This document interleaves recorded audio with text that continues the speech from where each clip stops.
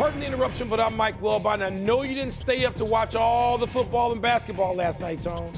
Did you at least sleep well? I'm Tony Kornheiser. I had a weird dream that I hosted this show from home the last 4 years. Okay, Bobby Ewing. Welcome to PTI, boys and girls. In today's episode, the Pacers and Pelicans advance. The Heisman finalists are set, and I'm back, baby. Don't get used to it. Don't get used to it. And we begin today with the Monday night game, where Cincinnati upset Jacksonville in overtime, 34-31. The quarterbacks were the big story. Both Jake Browning and Trevor Lawrence completed a huge percentage of their passes. Browning was at 87%. Lawrence was at 76%. Wilbon, do you want to start with Browning's surprise success or the fact that Lawrence sprained his ankle and had to leave the game? To me, you got to start with Trevor Lawrence because they were looking good. It was a tight game, but with Trevor Lawrence in there, I suspect that Jacksonville would have won that game in Jacksonville with Trevor Lawrence playing well. And then Jacksonville would have been the number one overall seed in the AFC today. They would have, I guess, won a whatever tiebreaker with Kansas City and been the number one seed. But I hope he gets back in 2 or 3 weeks. Baltimore, at least high ankle sprain. Well, with Baltimore. Okay, with Baltimore. But Tony, Browning, and by the way, you think I lost some audience already? Browning in Cincinnati means something else to us. Remember Tom Browning? Yeah. Pitcher on the Red teams that won the World Series 1 year. He threw a perfect game, if I'm not mistaken. Anyway, this Browning, how do you come in and play that well? Okay. How do you walk in off the street, no one knows who you are outside of the, the Queen City, and you play that well? So let me just say this, because I'm one of those people you're talking about. Man. I had no idea who he was. No. I did not even know Browning's name. I mean, I just assumed, Mike, that when Joe Burrow went out, Cincinnati went out. So this kid comes in, he throws for, what do we got here, 354 yards. That's great. This is what you were talking about yesterday in a different context, in the context of Florida State. But you made the point that sports provides us the opportunity for people, unknown people, to come in off the bench and win a game or two. Now, you mentioned Lou Gehrig and Tom Brady. I'm not going to go to that with Browning, but he had a great game. But you are absolutely right that the essential story of that game is Trevor Lawrence going out.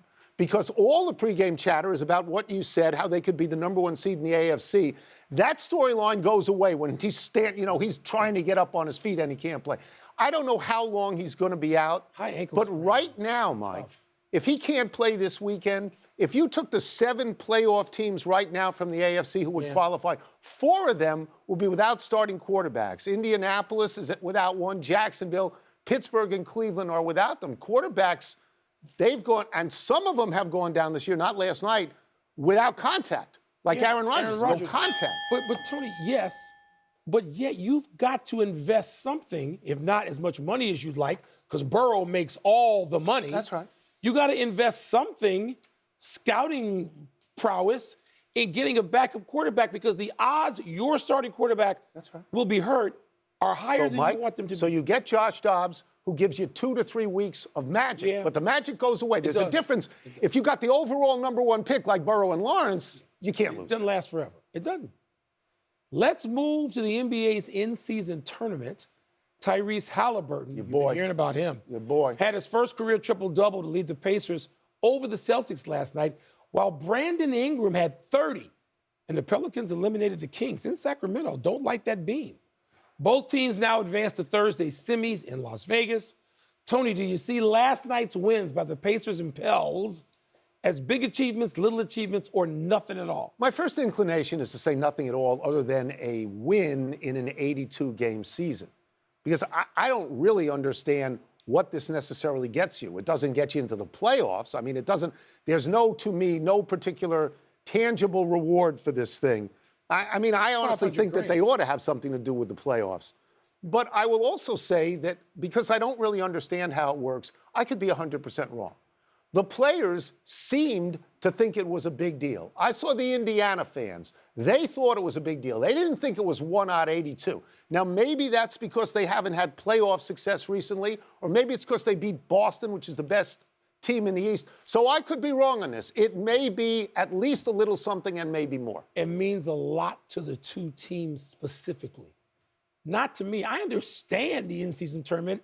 I just brush it aside as being nonsense, but I'm old, and it's not for me. It's not targeted at you or me. That's the in-season tournament. But, Tony, the Indiana Pacers are a really young team. And they've got Tyrese Halliburton, who from day one, I've been telling you, this kid is great. Tony, he's first team All-NBA right now. You say this all the time. What did he do last night? He beat the Celtics. You say him he beat the best Shai team. Gilgeous-Alexander. Shai Gilgeous-Alexander. But look, also, Tony, the Pelicans, Zion only had, I think, 10 points last night, played 28 minutes. He was not great. But Brandon Ingram was, and C.J. McCollum was, and Herb Jones was. With 23 points, he's a non-offensive player. Tony, these two teams have a lot to show themselves before the playoffs. Okay. It means the world to those two teams. It means nothing to Boston. I get that. But I think you should tie something in here with the playoffs. I mean, because if you tied it to the playoffs in some way, then you might get Minnesota and Philadelphia and Denver. So you want the tiebreaker to involve at least the teams at the top. It's based on soccer, European soccer. But they don't have playoffs in European soccer. No, they don't. So it's a great reward in and of itself. Playoffs count for everything. But these two teams took a lot. Yeah, that's right. Their team's trying to prove it. Big deal. Where Ohtani could be the biggest star, much bigger than in L.A., where there's a lot of land and a lot of stuff to compete with. If you're a star in Chicago, do I need to go back over some of the stars in Chicago? The biggest star in NBA history lived in Chicago and played there. If Ohtani goes to Chicago, how did Mitch Trubisky his impact, he wasn't a star. Oh, I thought he was. If Ohtani goes to Chicago and plays in the Club Blue, he will be 10 times the star he would be in Los Angeles. 10 times. The scope of that statement is so insane that I'm not even going to answer it. It's not. Because Los Angeles is a city of stars. Stars, plural. Well, okay. I wouldn't have thought Toronto, and I wouldn't have thought the Cubs. I would have thought the Dodgers all along. Toronto's so great. You know, such a great city. Is it a baseball? Is it a baseball city? It's an international city, and Ohtani represents all of that. I understand that, but is it a baseball city? And is it a city? They've won. They have good teams. So you think they're ready to win? He wants to go win because the Dodgers are ready to win. It ain't like the place he's been ready is ready to win. Been playing. All right. Angels, they're not ready. We're running out of show. We go to the big fish. Let's do it. Caleb Williams will not play for USC in the Holiday Bowl. I take it it's all right with you. Yes, Caleb Williams, it's time to go to the top of the draft board. Enough with a minor bowl game. The NCAA will propose that certain schools be able to pay their own players through NIL and trust funds. That's a big deal, isn't it? No, stop for a second. Come on. The NCAA was against this for 100 years. Yes, it was. And now they're trying to climb on board on the top of the bus. Thank you. These guys are professional athletes now, not student athletes. Don't need the NCAA. Stop. Amen. Pro Football Talk reports that the NFL's competition committee is reviewing the tush-push play again. Your thoughts? Yeah, everybody knows Goodell hates it, so they'll review it and they'll probably get rid of it. The Athletic reports that Inter Miami, I almost said Inter Milan, Inter Miami is close to signing Luis Suarez to a one-year deal. Is that significant? Well, they already have Messi. He was Messi's teammate for a while. They seem to be ahead of the other MLS teams. They seem to know how to market. I know you hate marketing. They seem to know. Last one, your Coyotes have beaten the last 5 Stanley Cup champs over the last 5 games. You impressed?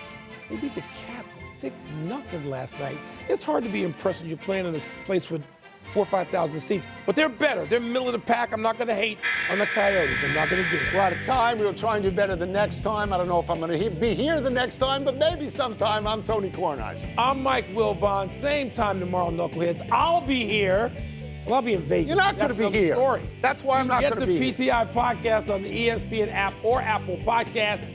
And now, we're not there either in Bristol. I need to have your schedule for the next few months. You can have it. Let's go. Write it down. Vegas, LA, Scottsdale. Let's go.